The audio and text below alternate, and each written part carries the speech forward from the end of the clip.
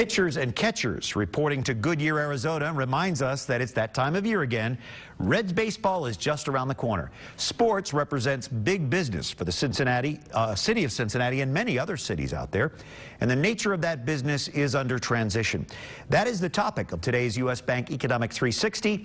Joining us now, U.S. Bank's Jim Russell and a special guest. Thank you, Brian. This morning we're very pleased to have Bill Mulvihill, who is the Senior Vice President with U.S. Bank and heads up our professional sports group. Bill, thank you for having us. Thanks for having me. Yeah, thank you for making time for us today. You operate on a national business, not just a local and regional, so this is big stuff with huge scale attached to it.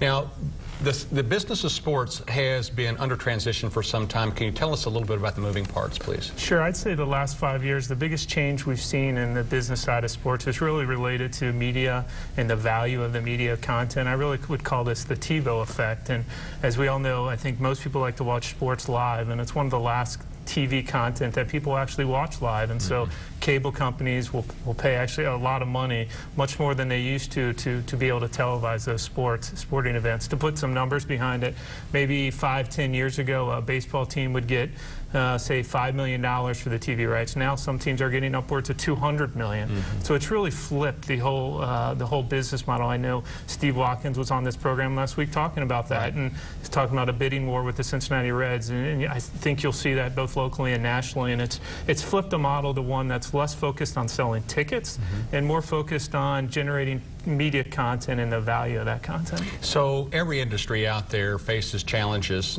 certainly no more than the business industry. What are some of the challenges that the sports industry has as you look forward, as we transition into maybe some new rules? Sure. You know, I think maybe league to league, there's different individual challenges. I think about football and some of the health-related issues, concussion issues that we all read about. But if I look across the entire industry, I'd relate it to what you asked me in the first question, and that's around media. But maybe a slightly different angle. The quality of in-home viewing has improved so much with the 80-inch flat-screen TV, nice couch. And so it's getting harder and harder to get fans to the game. More fans are electing to stay at home, and it's put some pressure on actually ticket sales. And so teams are having to reinvent the in-game experience. Gone are the days where you can just sing tape game out to the ball game, or in Boston as they sing Sweet Caroline. You have to be new or different than that. And I think teams and leagues understand that and are adjusting. They're going to do some really exciting things on the technology side, in-game technology side, and I think they're going to be coming out in the next few years, and it'll really make that in-game experience special and draw those fans back.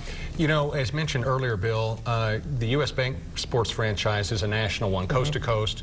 Why would U.S. Bank choose to locate its sports franchise here in Cincinnati, and maybe what differentiates the Cincinnati U.S. Bank sports franchise from other banks, other financial providers in this business? Right.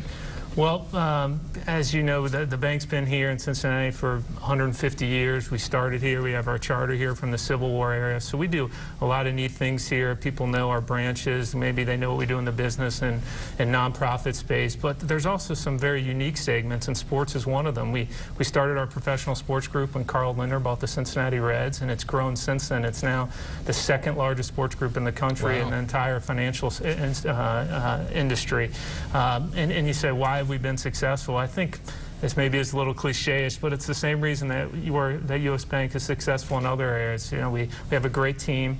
We understand the business. In sports, there's a unique tension between winning and making money. We understand that. And then we develop products and services that really meet the needs of our clients. And I think that's why we've had so much success. Oh, great. Thank you for visiting. Thank you for clarifying and adding, shedding a little light on something just fascinating to, I think, everybody out there. So thanks for joining us today. Thank you, Jim. Brian, back to you, sir.